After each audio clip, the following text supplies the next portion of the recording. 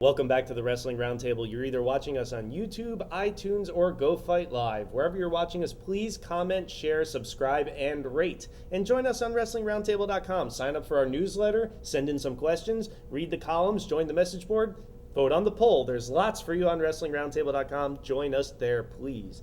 Now, we were talking about what to do and what not to do. A lot of this may lead into the factor of what makes up a good pay-per-view. So we're going to talk about the best and worst pay-per-views of all time, starting with the worst first. Oh boy, lots of bad pay-per-views we've seen over our years as wrestling fans. They can all be great. But what's more towards the top of that list, Will? What's some of the worst pay-per-views? Well, WrestleMania 11 is the first one that stands out to me. Without a doubt, the worst WrestleMania of all time. That's debatable. No, it's not. Yes, it is. Basically, WrestleMania, it was one of the worst ones. After a red-hot number 10, you go to 11... horrible. Not one thing stands out except for maybe the main event with LT. If LT wasn't on that show, it probably never would have made any sense to even have that show.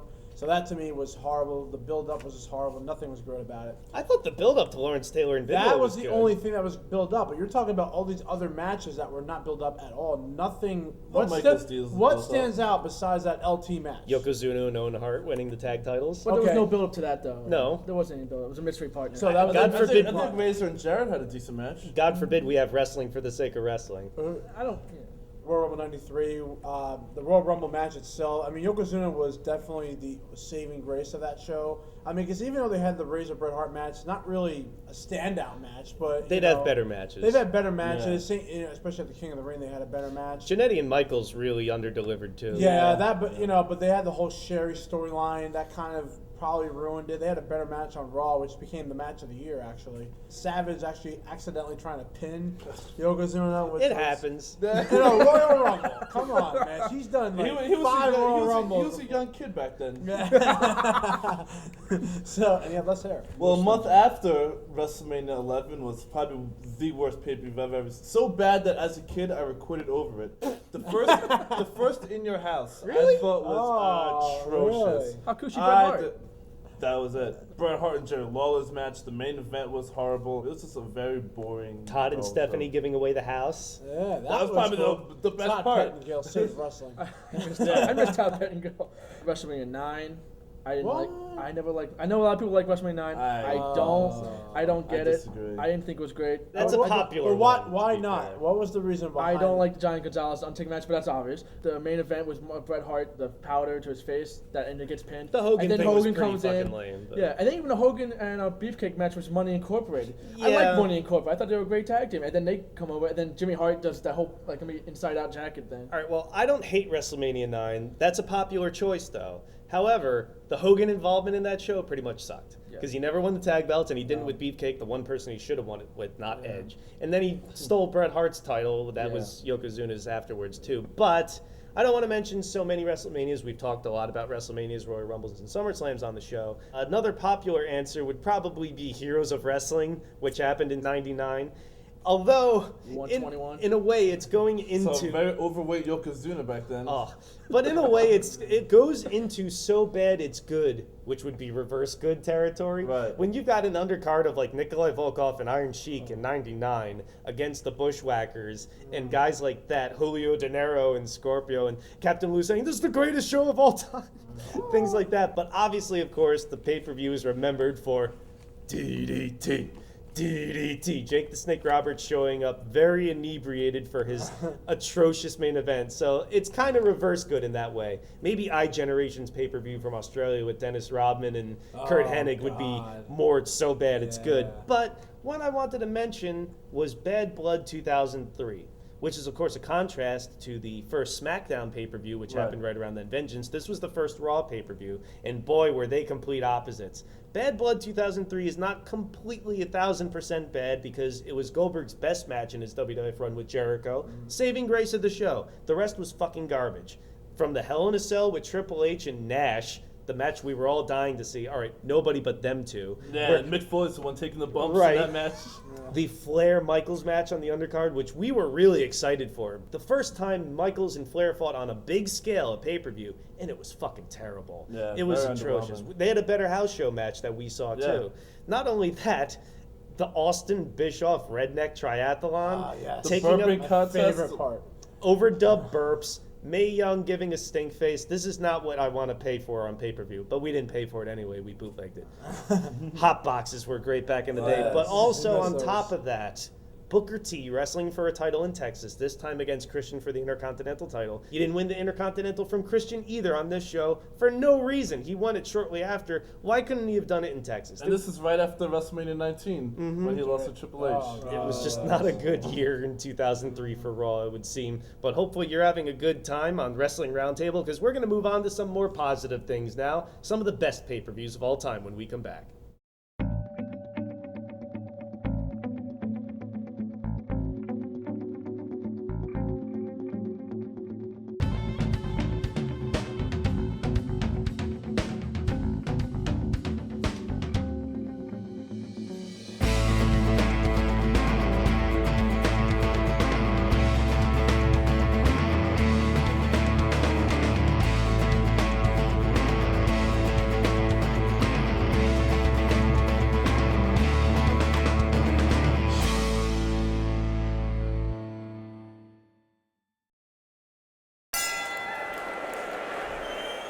Welcome back to the Wrestling Roundtable. Joining the panel once again, to my left, which is your right, is Chris Harris. And if you want to join the panel, call 347-857-4647 at blogtalkradio.com/Wrestling Roundtable every other Tuesday. We want to hear your thoughts on the latest goings-on in pro wrestling and mixed martial arts, or whatever you want to talk about, every other Tuesday. blogtalkradio.com/Wrestling Roundtable for Roundtable Radio. However, we're going to move on now. We were just talking about some of the worst pay-per-views of all time, but moving on to the best pay-per-views of all time, what better way to start off the segment than to ask the question, what were some of the best opening matches in pay-per-view? Rey Mysterio, Kurt Angle, SummerSlam 2002. Great show top to bottom. What a way to start it off. The crowd goes crazy, and that's what you want when you open up a show. I don't know if I ever told you this, but you know this guy missed it. We ordered SummerSlam 2002, and you were picking up Martin or something? Yep. Yeah, I'll be right back. And he missed one of the best openers ever. So pissed. Actually, just watching recently the Money in the Bank pay-per-view, the ladder match SmackDown one was phenomenally done. The timing of everything was actually really, really good. It got the pay-per-view really going. Like, you got to get a pay-per-view going with a good match. Having a match like that in the beginning, and having, like, the Big Show, the biggest guy, really looking like a big guy when he climbs the ladder or when he's using it. It was done very well. The timing and the pace was done correctly where you could be really intense and really into the match. That's how WrestleMania has begun the past few years too, and it really does start the show off on the right note. Yeah, I know on the show we've mentioned a bunch of matches like Bret and Owen, WrestleMania 10, and the Angle, Mysterio, Rockers versus Orient Express, from 91. But another one that nobody really talks about is Samoa Joe and Liger from Bound for Glory 05. Great way to start Samoa Joe's push. You really got to see what this guy could do. Made for a really great match, really great opening. I'll tell you what, at the time, Samoa Joe just coming off his big Ring of Honor run, coming into TNA, a lot of us knew who he was, but this is his first real big match on pay-per-view. And I wanted to see it because of Jushin Liger, too. Like, holy shit, they're bringing in Jushin Liger for this. And it was right around when Joe fought Kobashi in Ring of Honor, too. So Samoa Joe had a really hot October in 2005. But you were talking about some of the matches that we've talked about before on the show. Doesn't it seem like a pattern? Like Mysterio and Psychosis at Bash at the Beach 96? Is this the proper way to start off a pay-per-view, maybe with something fast-paced and get people into it? Without a doubt. You can't start off with like one of the boring matches. You have to start something off that can set the tone that you will watch every match the entire way. If you start off with something very slow, people can right away turn that channel off. It really depends on your first match. Your first match does set the tone for everything, I believe. Well, speaking of Jushin Liger, he pretty much started this trend in '92 with Brian Pillman at Super Brawl 2. They had a great, fantastic, ahead-of-its-time cruiserweight-style match and really opened the show, but the show ended with Sting and Luger for the world title, so maybe as an overall show that could qualify. I always look like you were saying before as far as storylines go, beginning, middle, end. If there's a great card, top to bottom, it's got to be one of the best pay-per-views of all time, and what do you think qualifies as Definitely ECW's One Night Stand. That 2005, the first one? 2005, absolutely. That one, I could turn that DVD on and watch the entire show all the way through. There's just not a moment in that show where I didn't see great wrestling. There was a lot of emotion involved in that show, a lot of last moments for a lot of these people. So overall, the show, and then the ending where Bishop just gets his ass kicked, was just phenomenal because Bischoff finally deserved all that being he deserved. But the key point was handing over the production to Heyman and ECW. But that was the main thing. If you watch making it feel like an ECW show. And that's the thing. He even mentioned I got control. The whole show overall was very emotional for a lot of people, and you were invested in watching it. So that to me stood out, as well as SummerSlam 1991 too also stood out to me. WrestleMania 10 ranks up there with some of the best pay-per-views you'll ever find. Starts off with Bret and Owen, ends with Bret and Yokozuna, and there's plenty of great matches in between. Ladder match, phenomenal. Even like the Men on a Mission, the tag match is fun. Quebec. Johnny Polo, baby. Yeah, Raven. You get to see Raven as a preppy, it's pretty funny. I've mentioned on the show Summerslam 91 with every title on the line change. I thought it was great atmosphere. But this one, I don't know if I'm saying it because I was there, but Living Dangerously, 1998, I thought was one of the best pay-per-views I've seen between Taz and Bigelow going over. I thought the main event was good with Al Snow. Just being in that atmosphere during Al Snow's entrance was good. I thought RVD and Too Cold Scorpio had a great match. It was my first ECW show, and it's one that I'll remember for a long time. It was my first ECW show, too. It was a great show. Oh, you were there? I was there, oh, no shit. Well, 98 and 99. And New Jack jumping off when he the jumped off the balcony, yeah. They gave out the heads and everybody. Man. It was Sabu and Sandman, the Kane match. Well, we've talked about a lot of WrestleManias, so I don't want to necessarily repeat ourselves there. My picks are 3, 6, 10, and 14. But 17. I talked about also in the last segment the Bad Blood pay-per-view, and the contrast was the SmackDown first pay-per-view for the brand exclusive pay-per-views, which was Vengeance 03.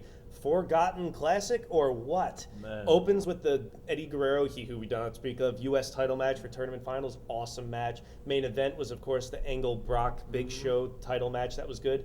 Tag title match was the world's greatest tag team against Mysterio and Kidman. You also had Vince McMahon and Zach Gallen, which was pretty good for what it was supposed to be. Sable and Stephanie McMahon, too. Undertaker Cena, even though the wrong person went over, in my opinion. Yeah. But I still think top to bottom, as opposed to the Raw one, quality in every match delivered. It really blew away that one. Yeah, SmackDown was really beating Raw, I think, as terms of quality in wrestling. From the brand split up until maybe like WrestleMania 04, 05. Yeah, up until WrestleMania 20, SmackDown was really the show to watch. SummerSlam 02, I'm sure we've talked about in the best and worst of SummerSlams, but that has to be repeated here, because to me, if you put a gun to my head, that's the best pay-per-view, top to bottom, WWF's ever produced. Again, another one of those that you can watch from beginning to end. I just wish they had an opening. There's not one bad match on that entire show, because even Undertaker and Test wasn't that bad. Match, The last segment was the worst. And a lot of people often bring up Great American Bash 91 for the worst pay-per-views of all time. Now, when WWF bought WCW, they continued the tradition of bad Great American Bash pay-per-views. However, one that stands out is towards the latter end of the NWA days. Great American Bash 89. Holy shit, what a great show.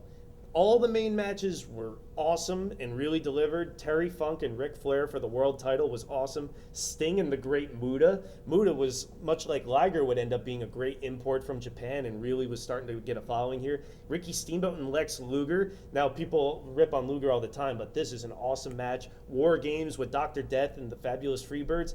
This is a great example of what a great wrestling pay-per-view was, along with SummerSlam 02. But hopefully this was a great example of a great wrestling talk show. We hope it's not too much of a break till our next show, and hope you've enjoyed it as well. But join us on WrestlingRoundtable.com, sign up for the mailing list, and call into Wrestling Roundtable Radio. We look forward to hearing from you and making you part of the panel as well. So for Will Brooks, Will Vafidez, Rodney LeConte, Chris Harris, I'm Eric Santamaria. Thank you, and join us next time.